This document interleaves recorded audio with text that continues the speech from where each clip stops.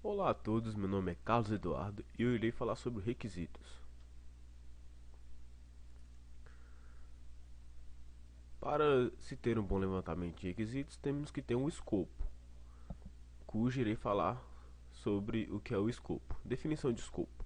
A definição do escopo é necessária para documentar as metas do projeto, os resultados práticos e os requisitos para que sejam usados como uma linha de base para futuras decisões. Ou seja, o escopo é uma visão de todo o projeto, o que estará dentro, o que não estará, qual metodologia usar. É, a partir do escopo temos os requisitos, ou seja, o escopo é a parte inicial do projeto. Com ele, você vai definir as outras partes. Aqui é um pequeno exemplo, né? Como todos conhecemos na engenharia de software, o cliente pede, o analista fala pro programador, o programador faz, implementa, né? E o que ele queria na verdade. Um escopo de projeto bem feito permite um entendimento comum entre os stakeholders e os membros da equipe do projeto em relação aos requisitos e os resultados práticos do mesmo. Ou seja, os stakeholders são os envolvidos no projeto, o analista, o programador, também podem ser os clientes, são todos envolvidos para que tenham a mesma ideia no projeto e pensem igual, cujo é uma tarefa difícil, mas é o objetivo dos stakeholders estar reunidos. O escopo é o foco do projeto. O escopo do projeto difere-se do escopo do produto, na medida em que o escopo do projeto define o trabalho necessário para fazer o produto, e o escopo do produto define os recursos, atributos e comportamentos do produto que está sendo criado. Ou seja, o que ele está falando é que o produto, né, o escopo do produto que a gente está fazendo, ele define o trabalho necessário para fazer o produto. E o escopo do produto define os recursos, atributos e comportamentos. Isso é uma base, porque vamos supor, estamos fazendo um software e a gente necessita fazer produtos com ele. Então a gente vai fazer os produtos. Só que também temos o escopo do produto, aonde vai determinar seus atributos, que são os seus dados, né? Praticamente, e os seus comportamentos, que são os métodos. Essa é a pequena diferença entre escopo do produto e escopo do projeto. O que compõe o escopo detalhado do projeto? Objetivo do projeto, critérios mensuráveis de sucesso, metas de custo, cronograma e qualidade. Qualidade é o essencial para que se tenha um bom projeto de software. Descrição do projeto. Descreve as características do produto, serviço ou resultado. Deve dar detalhes suficientes para dar suporte ao planejamento, execução, controle e encerramento do projeto. Requisitos do projeto.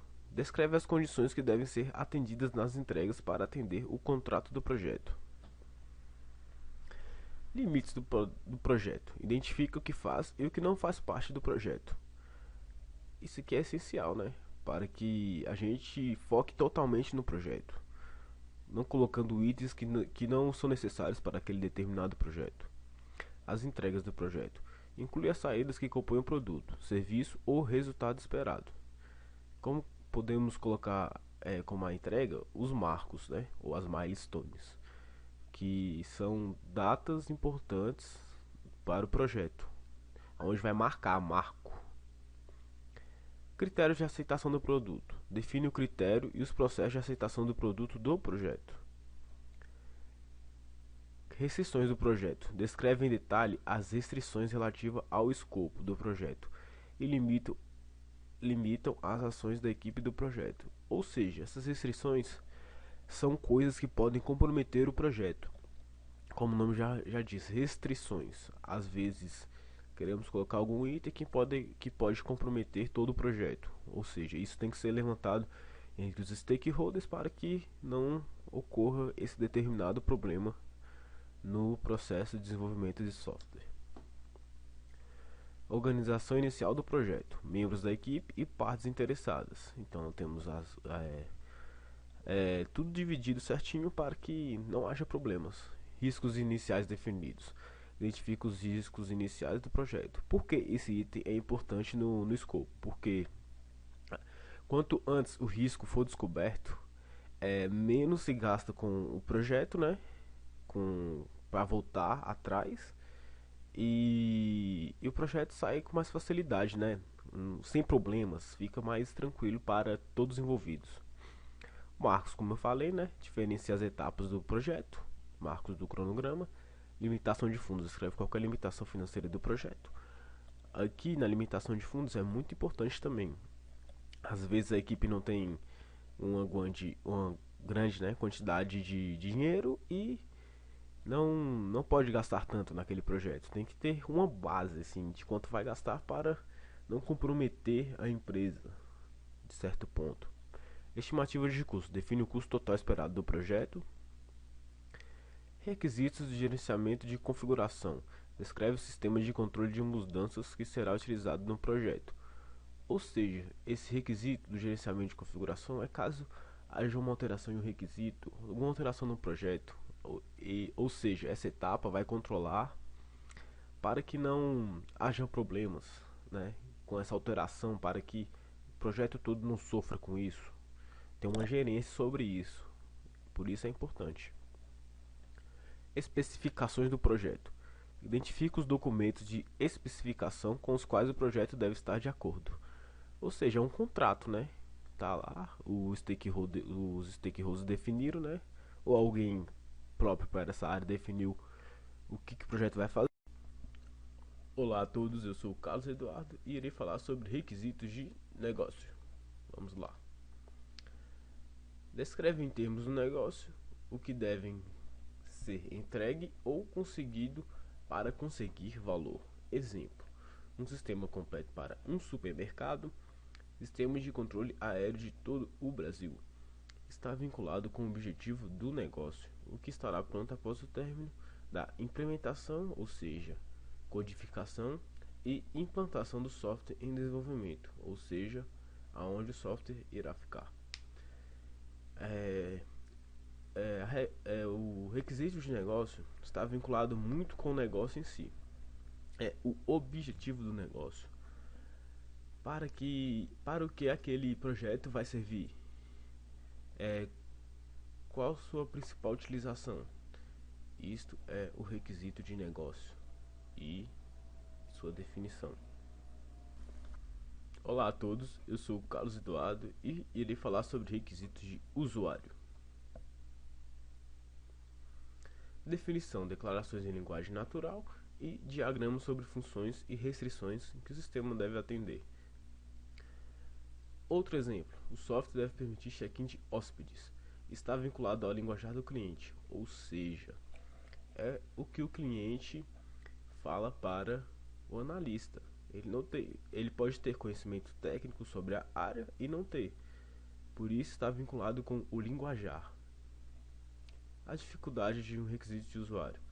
Desconhecimento do domínio do negócio. Muitas vezes o cliente não sabe como funciona realmente o seu estabelecimento. Falta de clareza e objetividade do cliente, ou seja, ele não é técnico. Ele não sabe, ele pode até saber o que o seu negócio faz, mas não sabe explicar com objetividade para o analista na hora de levantar estes requisitos. Pouco envolvimento e comprometimento. Às vezes o cliente não tem tempo, não pode estar lá sempre em cima lá, ajudando o analista com o que o software deve fazer, comprometendo os requisitos e mudanças constantes nos requisitos. Esse item aqui é o que mais acontece, porque muitas vezes o cliente vê que esqueceu de algo ou que aquele requisito está errado, mas isso sempre ocorre. Com o decorrer do projeto irá ter essas mudanças, ou adicionar requisitos ou deletar requisitos. Deve descrever requisitos funcionais e não funcionais de modo compreensível pelos usuários do sistema que não têm conhecimento técnico. Não deve ser definidos utilizando-se um modelo de implementação. Por quê? Porque o modelo de implementação muitas vezes o usuário não sabe para que serve. O não técnico, né? O técnico pode até saber, mas fica claro que não deve ser definido utilizando o modelo de implementação para ser um genérico, né, para todos terem o mesmo conceito na hora de levantar os requisitos. Olá, eu sou o Carlos Eduardo e irei falar sobre requisitos funcionais. Definição: são declarações de funções que o sistema deve fornecer, como o sistema deve reagir a entradas específicas e como se deve comportar em determinadas situações. Podem declarar também o que o sistema não deve fazer. Exemplo: deve ter cadastro de usuário. O sistema deverá ter cadastro de produtos. Essa pequena definição já mostra o que é o requisito funcional. Funcionalidade em que o sistema deve estar de acordo para ser exercido. Para se ter um bom requisito funcionais ou bons, temos que ter completeza e consistência neles. O que é completeza? Significa que todas as funções requeridas pelo usuário devem estar definidas. Muitas vezes este item não ocorre corretamente. Consistência significa que os requisitos não devem ter definições contraditórias, ou seja, têm que ser claros e não podem ter outro significado. Tem que passar realmente o que é aquele requisito para o analista de requisitos.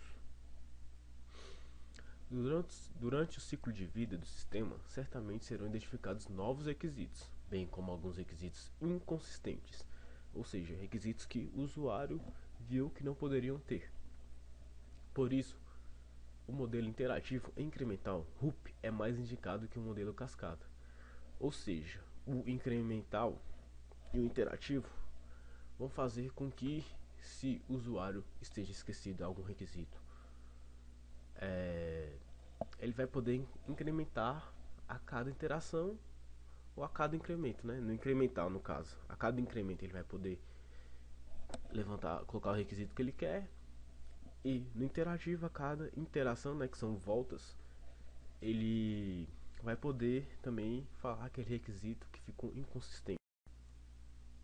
Sou o Carlos Eduardo e irei falar sobre requisitos não funcionais. Definição: são restrições sobre o serviço ou as funções oferecidas pelo sistema, tais como restrições de tempo, segurança, disponibilidade, dentre outras. Exemplo: o sistema deverá ser feito em plataforma web, utilizando a ferramenta PHP para implementação. O sistema deverá ter criptografia para os dados sigilosos, ou seja, como já foi citado aqui em cima.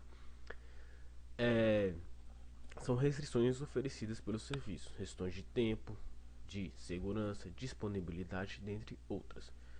Um de tempo seria para efetuar uma transação, o sistema não deve demorar mais que 10 segundos. Um exemplo. Segurança: ter criptografia nos dados sigilosos. Disponibilidade: 24 horas por dia, 12 horas. Isso são um pequeno exemplo de requisitos não funcionais. Frequentemente, os requisitos não funcionais são mais importantes que os funcionais. Deixar de atender um requisito funcional pode degradar uma funcionalidade, mas uma falha no requisito não funcional pode prejudicar todo o sistema. Isso aqui é importantíssimo. Como já falou, né? O requisito funcional, se você não levantar ele vai deixar de atender uma funcionalidade apenas para o usuário ou o cliente. Já o não funcional, ele pode prejudicar o negócio em si. Ele é muito importante, porque ele é uma restrição.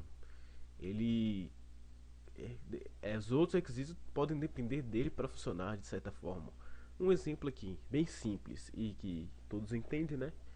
Se o sistema de aviação não atender os requisitos de confiabilidade, não terá autorização para operar, claramente.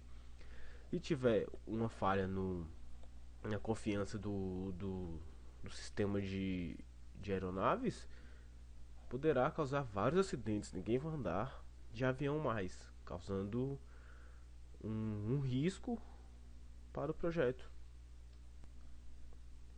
Olá, eu sou o Carlos Eduardo e irei falar sobre regras de negócio. Regras de negócio são declarações sobre a forma da empresa fazer negócio. Elas refletem politicamente ou refletem políticas do negócio. As organizações com isso têm políticas para satisfazer os objetivos do negócio, satisfazer clientes, fazer bom uso dos recursos e obedecer às leis ou convenções gerais do negócio.